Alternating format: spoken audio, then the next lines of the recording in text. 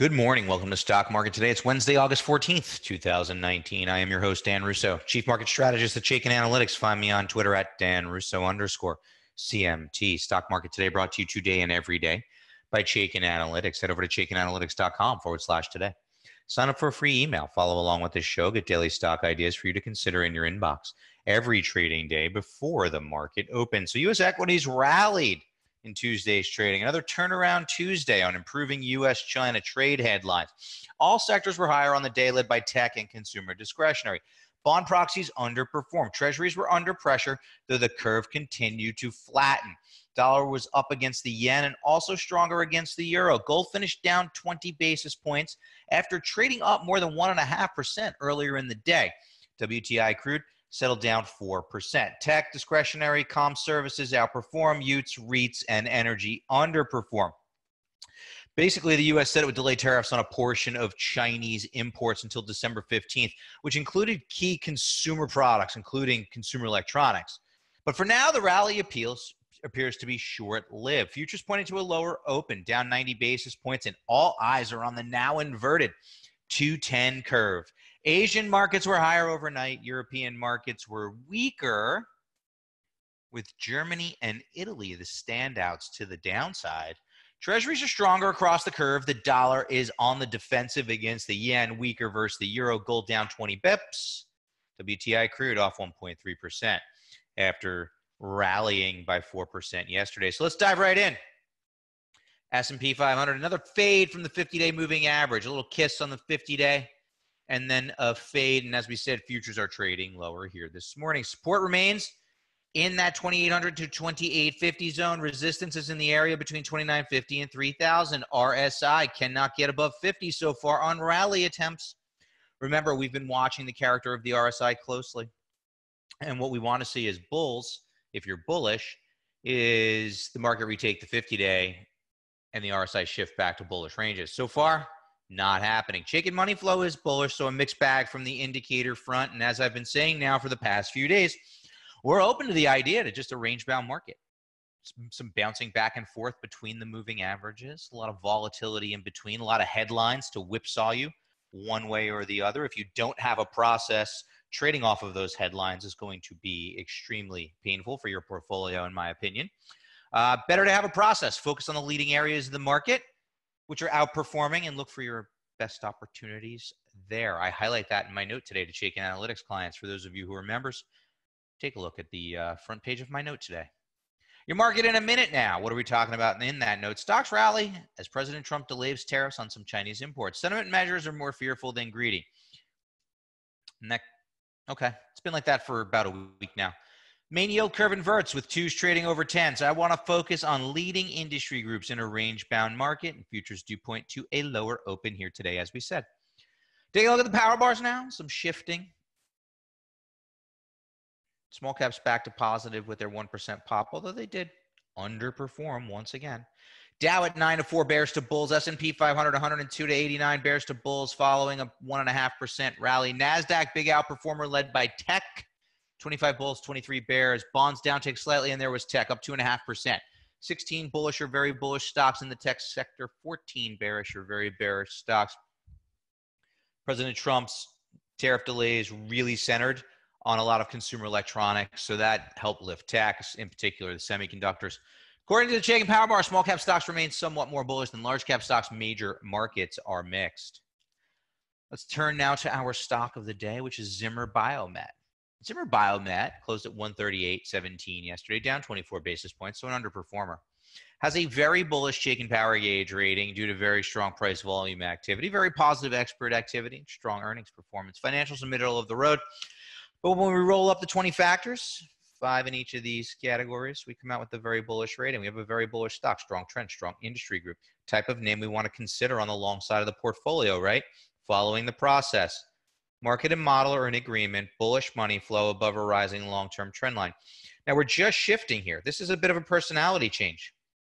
Rating turns bullish while the stock is still underperforming, and then the stock begins to outperform, and intensely so, following that earnings announcement. This is what we call a personality change. From a technical perspective, you have a breakout through resistance at 130, and now some choppy trading in between. For me, this is my key. With the market still choppy, type of name I want to consider, obviously, but I want it when it's oversold. I want the overbought, oversold indicator below 30 or close to 30, all else being equal, i.e. we're still bullish, we're still outperforming, we still have bullish money flow. Then this is a much more compelling setup in the current environment. Overbought, oversold indicator, key for me from a timing perspective, especially as markets are choppy. But Zimmer and Biomet, certainly the type of name we want to consider on the long side of the portfolio. Take a look at that. Add it to a bullish watch list today. Sector tracker now. Movement of the major sectors over the last 5 days. Tech at the top of the list following yesterday's big move higher. After that, we still have the defensive feel with REITs and staples rounding out the top three. Staples benefiting from defensive positioning, REITs defensive positioning, and lower yields. Materials, you've heard me talk about materials. You've heard me say we're warming to it. You've heard me say we're going to start looking for opportunities there. Last week in my note, we highlighted Kirkland. It's precious metals that are driving the materials so far. Healthcare, discretionary, and comms are middle of the road.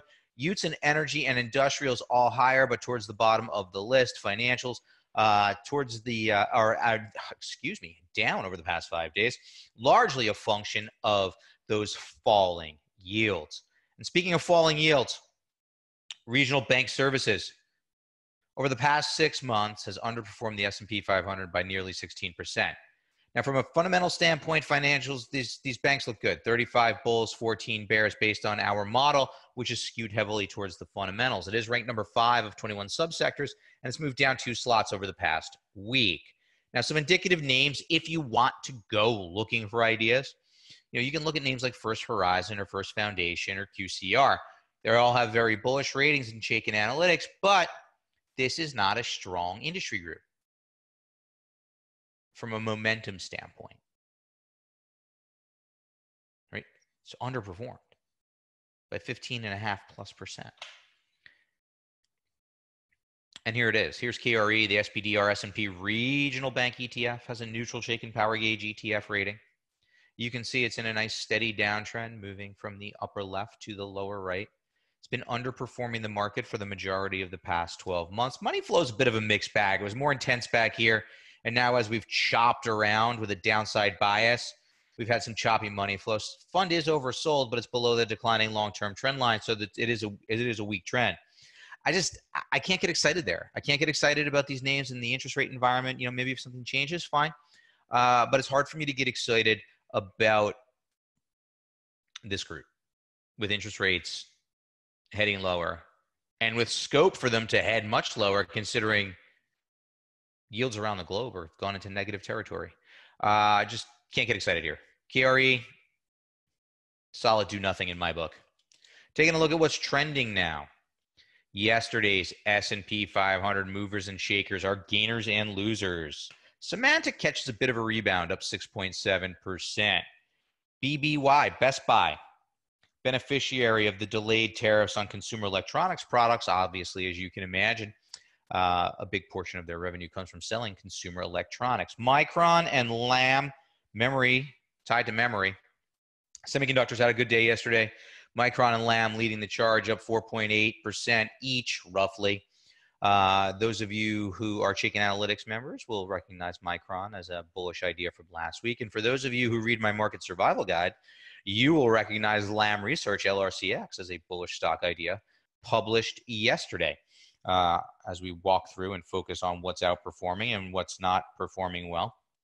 Tech continues to hold up in the choppy tape, and semiconductors are holding up relatively well, so that has caught my attention. WestRock, WRK, 4.3% to the good yesterday. Didn't see any real news to drive trading there. Southern Company, bullish stock, down 2.5% yesterday as they priced a unit offering. Cabot Oil and Gas, part of that mess of an energy group, down 2% yesterday. Newmont down with gold. Gold had a big reversal yesterday. Newmont trades lower, 2.08%.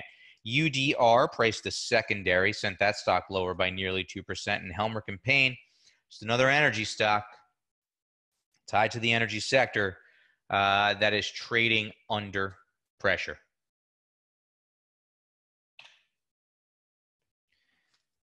Earnings update, Dasan Zone, Sol, beat by 19 cents, DZSI. Myriad Genetics missed by 10 cents, and IIVI 26 beat by a nickel.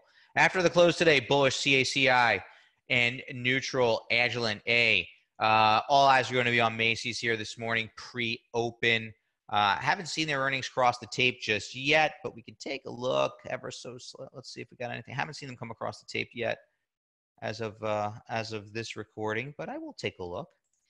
After the close, everybody's going to be watching Cisco. Cisco is a good read for tech spending, give you a good sense of what's going on in the technology environment. So all eyes are going to be on Cisco after the close. As I look, I have not seen Macy's earnings come across the tape just yet. All right, let's get into it now. Wednesdays, we look at sentiment. Sentiment has turned more fearful than greedy. Here's a spike in the CBOE equity put call ratio up towards that 0.75 level that's tended to mark near-term lows for the S&P 500. Not there yet, but this does speak to the bearish sentiment in the market. Investors are either protecting portfolios or betting on more downside. But you can see that when we get these spikes above 0.75, they generally coincide with local lows for the S&P 500. So for the contrarians out there, something to start to be mindful of. And remember, the internet, the news, the media is going to go crazy today with the inverted 210 spread. Right? It's going to happen. Everybody's going to be talking about it. Just to give you a little bit of context, market tends to rally for about 14 to 18 months after the initial inversion of the 210 spread. If you're looking for a recession as a warning sign, on average, it comes at about 22 months after the inversion. Now, it's an average, right? Could come before, could come after, but just put it in perspective as everybody is getting excited about the 210 inversion today. Take a step back and say, well, what does this really mean? What does the market do after an inversion? And near-term choppiness usually gives way to some bullish activity within the marketplace.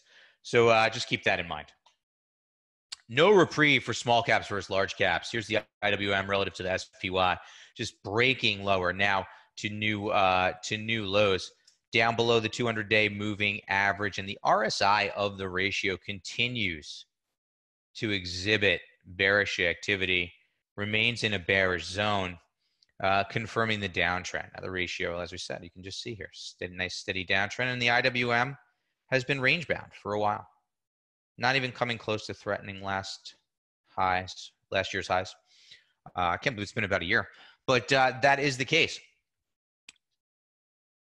So just something to keep in mind as you're thinking about equity positioning. If you are tossed up between two names, right, both have positive attributes that you look for entering a position, and one's a small cap and one's a large cap, I would say lean towards the large cap, right? There are still opportunities out there in small cap names, but as a group, they continue to underperform. So it's just something to be aware of as you're thinking about setting up your portfolio and looking for ideas. Just no reprieve for small versus large, which is kind of interesting because we have a more positive trade headline yesterday, but still no upside from the small caps. Finally, if you are looking for ideas, when we talk about looking for leading stocks and leading industry groups, those stocks tied to the home builders have been outperforming. So MDC, Construction Building Services, has a bullish Chaikin Power Gauge rating, is outperforming the market. The overbought oversold indicator is rising from an oversold position. Money flow is bullish. Stock is above a rising long-term trend line as it consolidates here. I gave you the checklist, right? All green checks. This looks like a compelling stock to own within the current environment. Right? Leading stock, leading industry group becomes oversold with bullish money flow. Certainly the type of name you want to consider. It's actually my bullish stock idea in my note to Chaikin Analytics clients today. So just to give you a little flavor of what I'm looking at in and around the marketplace. So that is going to wrap it up for today.